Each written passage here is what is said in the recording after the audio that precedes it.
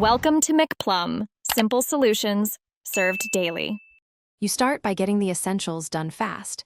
Install and open the Apple TV app, then sign in with your Apple ID so purchases and subscriptions sync. Next, make sure your iPhone and the Apple TV hardware are on the same Wi-Fi network.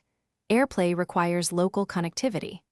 Once done, check the Apple TV's settings to confirm AirPlay is on and discoverable, because that allows your phone to find the device and stream without delays or you now pick the content and prepare it for the big screen. Search or browse inside the Apple TV app and tap the title you want, preview or start playback on your phone.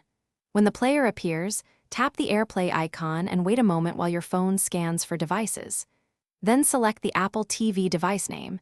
The video will cue and instantly try to jump to the TV. Because AirPlay streams from your phone, you can pause, scrub, or change volume directly on your device. Finish by controlling playback from your phone. Use the on-screen controls to pause, skip, or adjust volume. When you're done, tap the AirPlay icon and choose iPhone to stop streaming. You can also disconnect via the control center now playing card for a quick switch. If the Apple TV doesn't appear, reboot the TV and phone, toggle Wi-Fi, and verify AirPlay is allowed on the Apple TV. These steps fix the majority of connection issues quickly, so you can get back to watching. Thanks for watching. Stay juicy and subscribe.